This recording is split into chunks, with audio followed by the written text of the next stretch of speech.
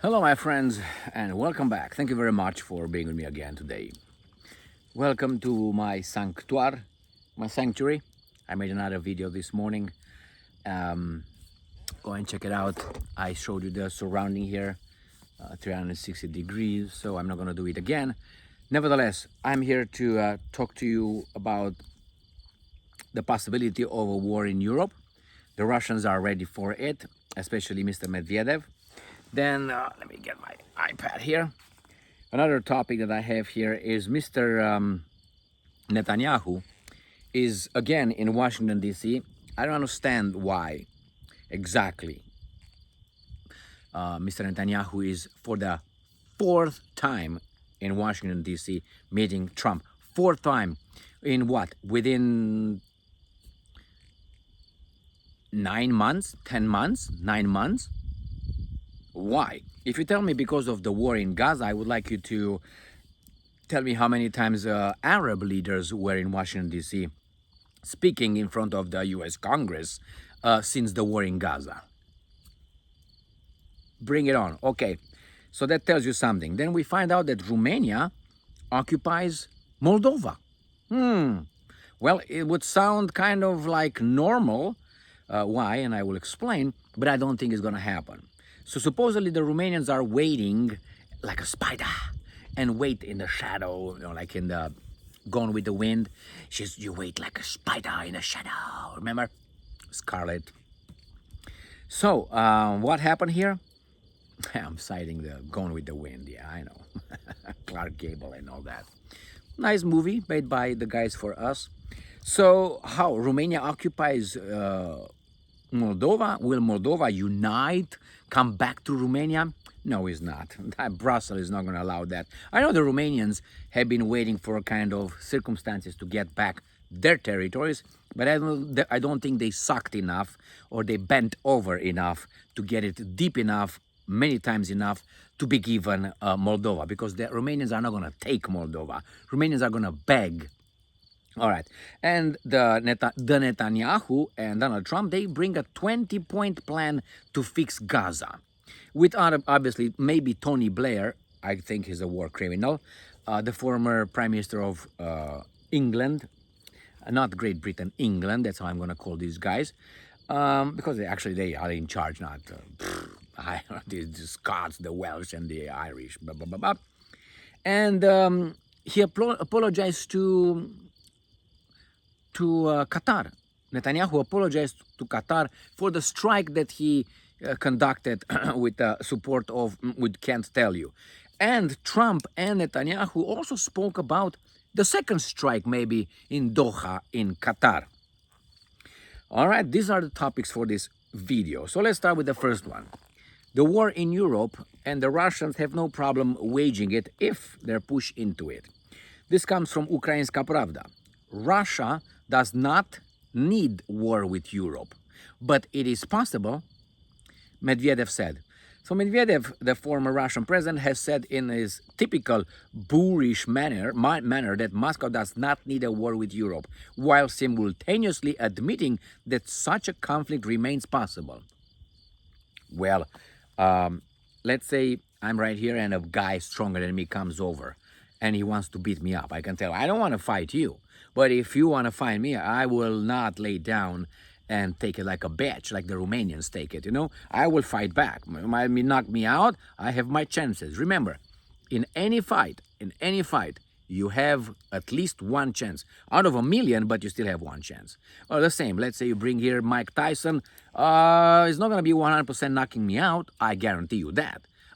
Even maybe in his prime, I will get my chance. A kick in the ball, poke in the eye, something like this. I might get it before he knocks the fuck out of me. So, you always in a fight, there's odds. It's not 100%. Sometimes it's 99.9. We get that one. So the same the Russians are saying. We don't need a war with Europe. But if that happens, what the hell? We're going to smack them around a little bit. All right. And I'm quoting. In European countries, they talk everywhere about a war with Russia within the next 5 years. It should not happen. That means it shouldn't. No, it's not normal. No, because it runs counter to the interests of our country. Medvedev said that Russia, and I'm quoting, does not need a war with anyone in general, including frigid old Europe. Got it? But hey, if that happens, we are going to get it. Let's go to Netanyahu. Let's go. I mean, what can you say about these guys? The wars are economic wars. All this garbage with human rights violations, we're going to bring democracy. This is actually the opportunity, the chance to bring your interest or the guy's economic, financial interest from your country, subjugating other countries' interests. You take over. It's a neo-colonialism with the traitors from the country that you're going to help be in charge, or they're already there, like a former terrorist in Syria. There you have him. He comes to, did he come from Syria? Did he come to Great Britain? He was in Great Britain. He met Mr. Lemmy, the imbecile, right? But hey, George Galloway was arrested on the airport on terrorism act something. But a terrorist, you can't make shit up, man. You can make shit up. So let's go to Netanyahu, another garbage. Netanyahu apologizes to Qatar for airstrike on Doha. Now let me tell you this. You, your wife, your family, stay nicely at dinner table. And all of a sudden, Mr. Kosman kicks the door in and he shows up, bring him the Red Baron, okay? He kicks in and say, hey, Gigi, hey, whatever your name is, Jamie, let's say her name is Jamie, wait for me in the bedroom.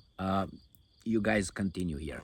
And you go in the bedroom and you do the unspeakable act against her. She doesn't like it.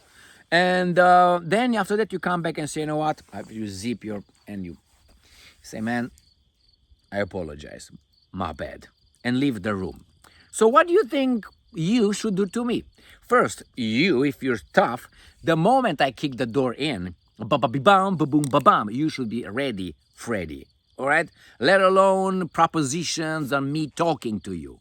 If I kick the door in your country, I am a person, all right? That's what I mean. So the thing with apologizing, what do you mean? I go and I rape a country, violate its airspace in the capital with the American Patriot systems standing down, not operating, could have downed those missiles easily. They were shot over Saudi Arabia, just so you know, from the Black Sea. No, Black Sea, just right. Red Sea, close, black and red. And these guys, you know, the cooperation of someone else. And you tell me now, my bad? Fuck off. Turn the tables and say, okay, let's say it was Iran, or let's say Turkey, shooting, I don't know, in Jerusalem, not Jerusalem, Tel Aviv, their capital. All right, let's hit Tel Aviv with about, I don't know, 3 strikes and say, my bad. Time out. Come. I'm sorry. All right? What do you think the Jews would do? I'm sorry, the Israelis. My friends, I'm going to discuss this in another video. I'm trying to re-get my Rumble channel on. It was being blocked. I can't access it, my friends. The Israeli attack on Hamas in the Qatari capital earlier this month reportedly killed 6 people, including a Qatari security officer, so a citizen of Qatar. So U.S. President Donald Trump said, I don't have no prior knowledge of this, but no Patriot system was operating. Really? Okay. All right. According to the readouts, during the call, the Israeli Prime Minister expressed his deep regret that Israel missile strike against Hamas targets in Qatar unintentionally killed a Qatari serviceman. So he's not apologizing for violating Qatar's independence, sovereignty, and airspace. No. It's about killing that guy. You understand? It's like after I'm zipping up, after take care of Jamie or whatever her name is, your wife, I come up and say, sorry, man. Sorry for not taking my shoes off and getting dirty your hardwood floor. I apologize for the, I don't know, the dirt on your hardwood floor.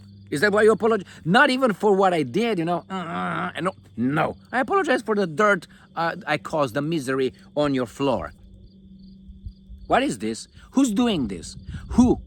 The one who can get away with it. And these are the guys. Let's see how the Romanians take over Moldova again. Well, the country of Moldova, I call it artificial. Moldova, the country of Moldova, is a big part of Bessarabia. Bessarabia, I will take only the history. I'm not going to go back to the Romans and the Dacians. Therefore, fuck off the rest. Why? They like to start history when it's convenient to them. Well, I start with the beginning. When the Dacians were here, the Slavic people were in Pulamia, in Africa, in Asia somewhere. I'm just saying, okay? Exaggerating.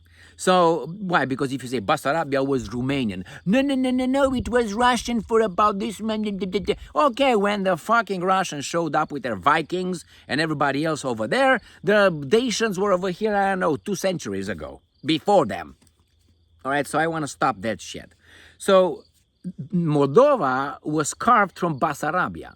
Part of Bessarabia was given to Ukraine. It's part of Ukraine right now. By whom? By the criminal Stalin and the Soviets.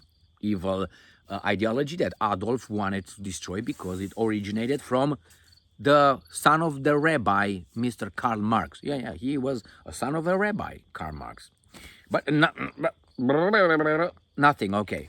So, nevertheless, that's why it's artificial. After 1991, when Germany was allowed to unify, Romania was not allowed to unify because that was taken by Soviet Union through an ultimatum issued by Stalin to the baboons in Romania with no bowl less, okay? Why? The Germans stabbed us in the back first. We didn't stab them first. They stabbed us. Go and read that. So what's going on over here? They say it's a big enclave. Romanians are over there, not Moldovans. They call them Moldovans because they want to. The Soviets created a new ethnic group, Moldovians, like right now, the Michiganders, okay? Michiganders from Michigan. Really? I mean, I'm a Michigander. Or am I a Romanian? Or I'm what? Maybe I'm a Ukrainian. Maybe I'm a Russian. Maybe I'm a Jew. I mean, Moldovan opposition warns of tightened Romanian occupation regime after election. The Moldovan authorities will intensify the, and I'm quoting, Romanian occupation regime after the parliamentary elections acting in the interest of Bucharest and Brussels. Well, let me see. What else is this? There was no miracle. The PAS won through a lot of violations. PAS is the, I think, Maya Sandu's garbage. Administrative resources, usage of unprecedented support from the European Union, censorship, yes, repression, correct, and lawlessness. It does not just mean the continuation of the Romanian occupation for Moldova. The regime will be tightened, having received the right to disenfranchisement for another 4 years. This guy says, well, take Moldova as a mafia state with mafiosis, but it's small. Romania is another mafia state, bigger. So it's like you have a town, and the town is the world, the globe. And the Romanian is a part of a little neighborhood with a mafia guy. Romanian, blah, blah, blah, and have another mafia protector, which is NATO, or the European Union, who's the owner. Eventually you go to the financial interests, which are the real owners, in the military-industrial complex. So the Romanians are a club, the other ones are a club, or not club, a gang. This gang is independent on their turf. Now, if they're going to be part of Romania, they have to listen to this mafia thing, and they will swallow them. And then after that, these are swallowed by European Union by NATO, NATO by the United States of America, United States of America by the interests, global interests. That's how the things are. All right, global interest, I mentioned them many times before. So obviously these guys are independent on their little turf to do whatever they want in their little Moldova. They don't want to be part of Romania because they're going to be, but they will be ordered. They will be ordered by Brussels. Without the Americans, okay, Romania will not unify because they have to take territories from Ukraine. They have to take southern part of Ismail and so on from the south of Moldova, where Odessa is, west of Odessa. They have to take northern Bukovina with Chisinau. They have to take that back, but they will not. But nevertheless, so, my friends, what do you think? the 20-point between Trump and Netanyahu here. Netanyahu agrees to U.S. peace plan for Gaza in meeting with Trump. And he was here 4 times. It's the 4th time in the White House this year. So they agreed to a 20-point day. Who's they? Trump, supposedly, and Netanyahu. Where are the Arabs? Well, the Arabs were given the information. We decided you're gonna have this. And the Arabs said, you're gonna leave me in power? You're gonna let me rule peacefully? Yeah, okay, I agree with that. It's not about me. You don't take from me. You take from other baboons, actually. So these are some of the leaders in that area. As long as you don't attack my kingdom, or you let my family rule, I know, Saudi Arabia, I'm with you, man. I'm with you. How much you need? $600 billion investments? Hey, man, give them, God damn it, man. Give them. And I'll be in power, and I'll be the big guy. I'm talking about the Master BS, Mohammed bin Salman, one of them. The same with others, with the big guy, what's his name, Erdogan in Turkey. He's a piece of shit. He's a opportunistic politician, very shrewd, but not, I don't think he has nothing there. For his country is doing okay. Okay in the way that seems to be independent. But now, when you hear Erdogan being upset about Israel doing this, it's just hog water, not hot, hog water or hot air. So, yeah, they're going to provide the other guys with the 20 points. They will agree because Trump says so. Trump is not the guy who made up these 20 points. Someone else made it for him. And they gave it to him so that he gains legitimacy in the Middle East. Authority. As I said, Israel will come with this point and everything will be peace when they reach all their goals. Then they will tell the Americans, oh, did you say we should stop? Oh, yeah, guys, America said we should stop. We're going to stop. We'll listen to America. America is in charge. Everybody, listen to America. Why? I control America.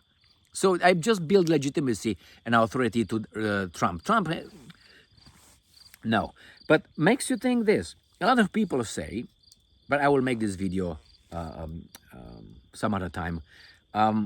They say, well, U.S. is owned by this entity, and Israel owns the United States of America, and so on. It's not Israel who owns the United States of America, because you can't own a country just as a state with about 10 million people in the Middle East. You need to have somebody inside of your country to give your country on a silver plate to Israel. What's that? Well, I make that point some other time. Probably in the next video. Thank you very much for being with me again today. Stay strong, stay smart, look for the truth, and be just.